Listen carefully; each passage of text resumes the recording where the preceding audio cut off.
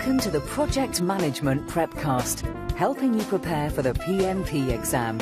Here's your instructor, Cornelius Fichtner.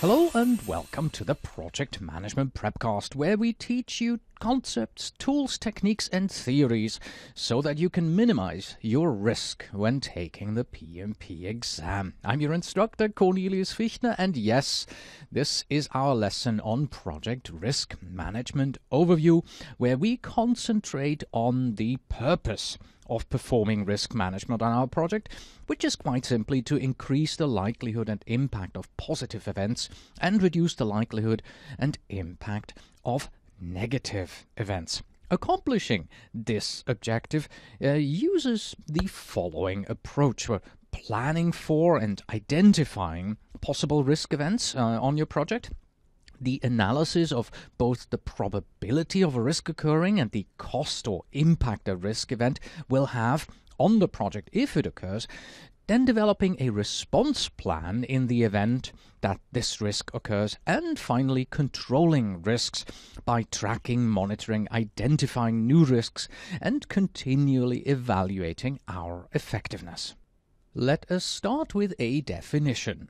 Project risk management includes the processes of conducting risk management planning, identification, analysis, response planning, and controlling risk on a project.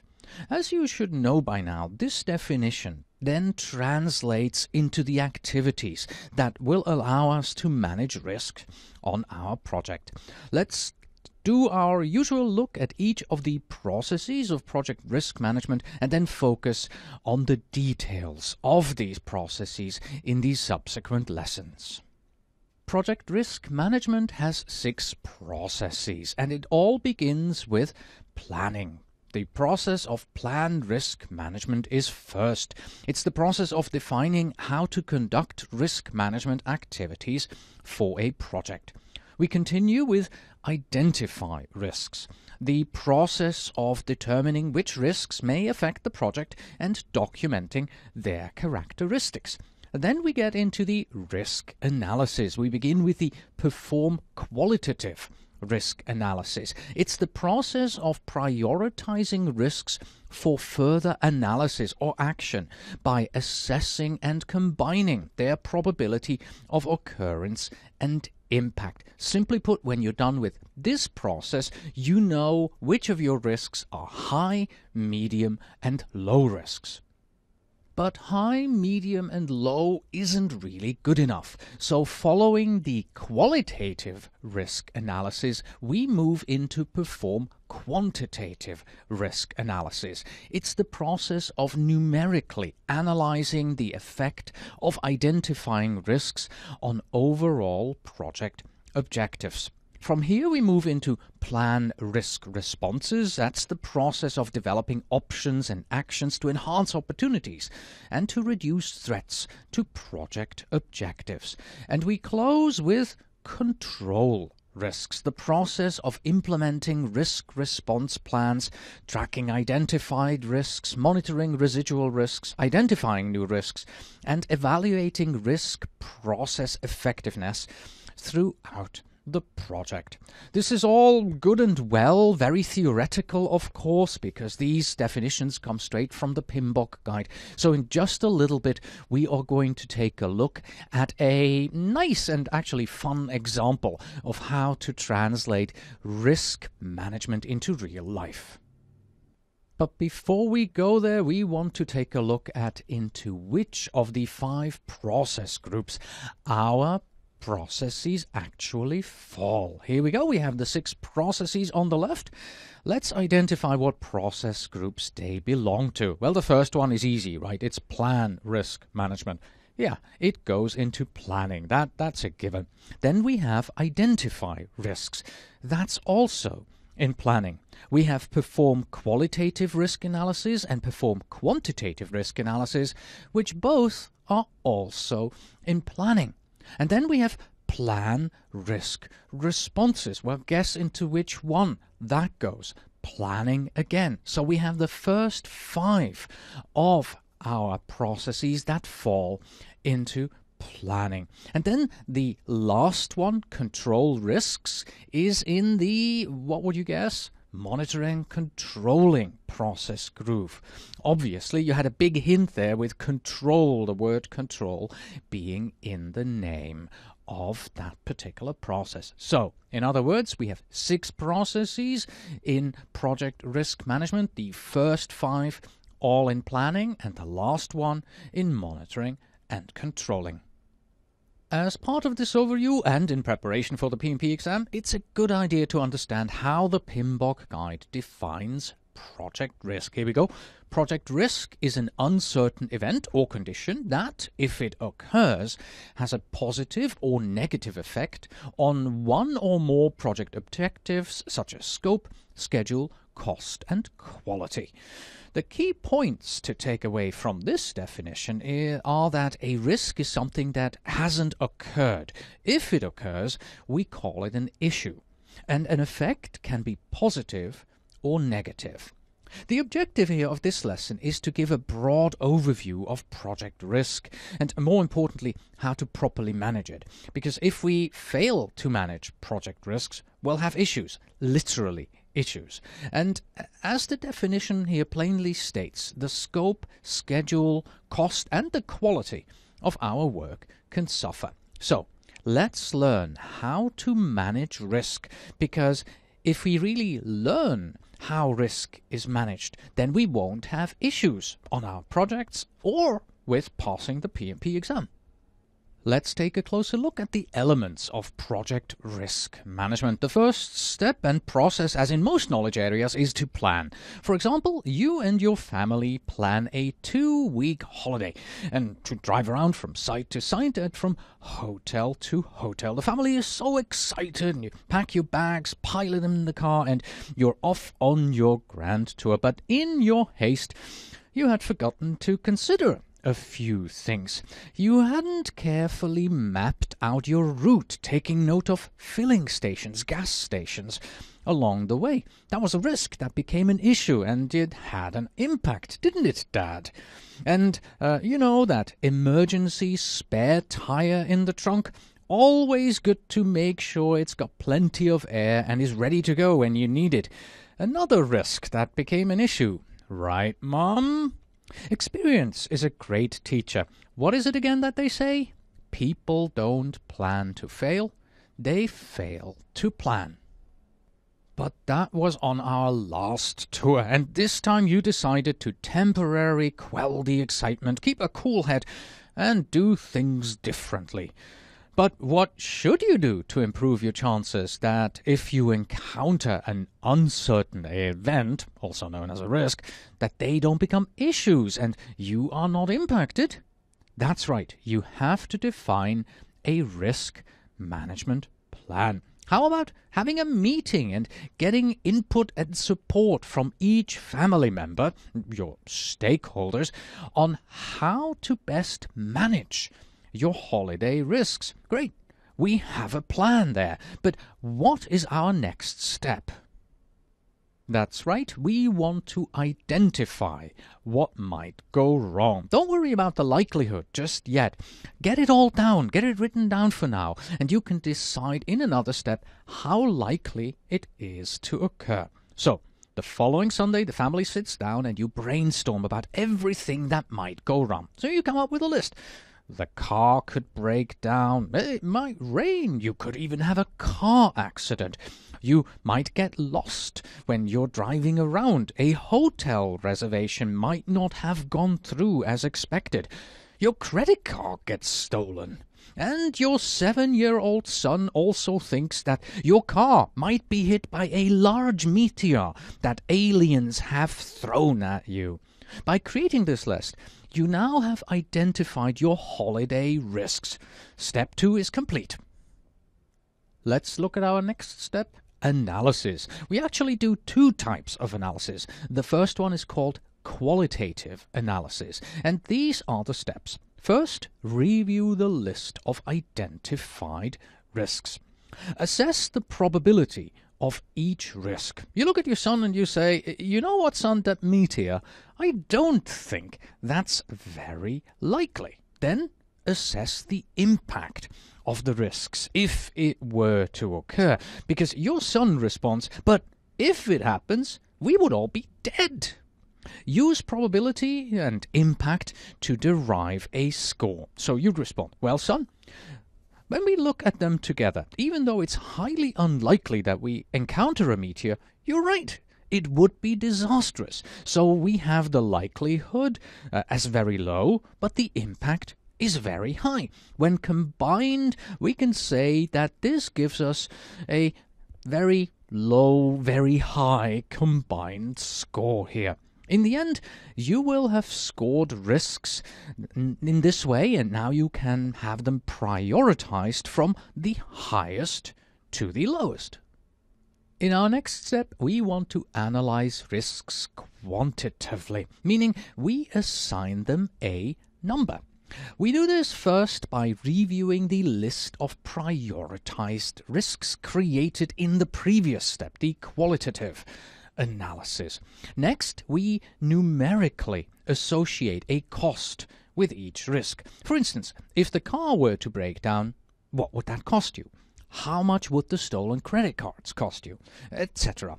Once we know the priority and the cost of a risk occurring, we can now develop or plan the appropriate response to reduce project uncertainty. Of course, for this particular project here with the family holiday, we only have 7, 8 or so risks that we have identified previously.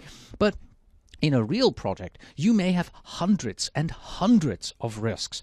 So the quantitative analysis here is only done for those risks that are at the top of the list, the really, really high impact risks that were identified in the previous step.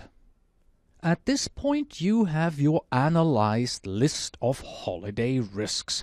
So you and your family now come up with ideas about how to respond if the risk occurs and who is responsible for managing that response. These are often referred to as fallback or contingency plans. For example, if the car breaks down, we have a list of the car repair shops available along the route, and Mother is going to prepare that list.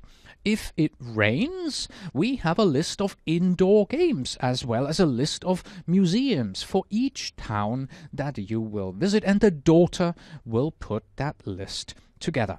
To make sure that you don't get lost while you're driving around, you have a GPS system that you can use in the car, and Father is in charge of bringing that along. And in the event that the aliens are hurling the meteor at you, you prepare and you send a nice letter to those bad aliens asking them to please do not throw a meteor at us, and the son is of course going to write this letter. In this way, you will plan a response for each risk, and you will assign a responsible risk owner. The final process in project risk management is control risks. Let's look at the definition. According to the PMBOK Guide 5th edition glossary, control risks is the process of implementing risk response plans, tracking identified risks, monitoring residual risks, identifying new risks, and evaluating risk process effectiveness throughout the project. We use various methods and approaches to monitor and control our project risks in order to accomplish this task, this definition from the PMBOK guide. Here are a few. We might use variance and trend analysis to evaluate performance information generated during the execution of our project. We should periodically re-evaluate project assumptions that may no longer be valid, or assess risks that may need to be retired. We will perform audits to ensure risk management policies and procedures are being followed, and we will plan for periodic evaluation of cost and schedule reserves to ensure that they are in line with current risk assessments. One of the key benefits of controlling risks is that if it's done properly, it improves the overall efficiency of the risk approach throughout the life cycle of the project. In doing so, we continuously improve and optimize our risk responses and decrease the likelihood and impact of risks on our project. Let's look at the importance of risk management on your project and how you as the project manager are involved, because as the project manager, you should concentrate on identifying, evaluating, and mitigating risk. The failure of us project managers to assess project risk has been a major cause on projects that weren't successful. You have to take the necessary steps to mitigate risk without compromising the dependability of the project management plan. Risk management requires determining future events, the chances of occurrence, and their impact, and it then requires a choice of action to mitigate against these risks. As you will know, every project activity affects every other project activity. You as the project manager need to know the probability of success and failure for certain events and how each outcome changes the rest of the project. And of course, you as the project manager are ultimately responsible for all of this. For most project managers who are studying to take the PMP exam, the risk management section, along with procurement, the most difficult section in the PMBOK guide. Not because it is actually difficult, but because its tools are something that many of us are not using regularly. We may be thinking about risk at the beginning of the project, but if our company doesn't have a strict procedure about risk management, we will very likely not address risk with the diligence that it deserves. We lack the hands-on experience, but lucky for us, the PMP exam focuses strongly on the risk management concepts that you can find and read about in the PMBOK guide. Controlling risks is an iterative process. You cannot simply walk through your risk management processes at the start of a project and then forget about them. You have to monitor your risks constantly. You have to watch out for triggers that tell you, wow, a risk event has just occurred and it turned into an issue. And then, well, then you must respond to this issue. Also, during the life of your project, the factors that define and affect your risks will change. You may have scope changes. You may have changes in the environment. You may have changes on your project team. All these changes that you have, they open up the possibility for new risks and require a new round of planning, taking us all the way back up to the top, to the first bullet here on this slide. Project risk management is an iterative process. Well, and what type of questions do we find about project risk management in practice tests, simulators, or in books? We have not reviewed these terms here, but we have seen questions that focus on the topic of known risks and unknown risks. Here it's just important to know that you can do something about the known risks, but there's nothing really that you can do about the unknown risks because, well, we don't know about them yet. Similarly, there are questions that ask what are the properties of a pure risk. Again, a term we haven't discussed yet, but it just simply stands for a risk that is only a threat. We'll get to it. Don't worry about it. And because there is risk associated with contracts, you may often see questions that ask which contract type is least risky in a given situation. However, this is part of project procurement management, not really risk. They are just interrelated, and we discuss this particular question in the procurement lessons. Another interesting question that we have seen was the one where they asked which of the following processes is not part of risk management. But as answers, they did not use the actual process names from project risk management. Instead, they described the tasks within the processes, and you had to select that process which contained non-risk management related tasks. So you didn't have to know the names of the processes, you had to know what we do in the processes in order to answer this particular question. That is why we always say it's more important to know the concepts than just to memorize names of processes and names of inputs, tools, techniques, or outputs. And one question that always comes up is the question that asks you, what can we do with a risk?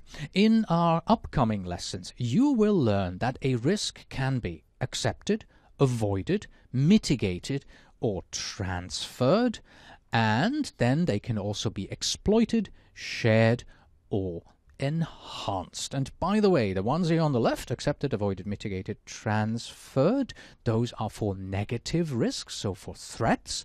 Exploited, shared, and enhanced on the right, these are for positive risks. These are for opportunities. We'll go into these terms and define specifically what each of them means in the individual lessons that follow. And with that, we have come to the end of this lesson here, our risk management overview. So it's time for Justine to say, bye-bye, Miss American Pie. And it's until next time from me.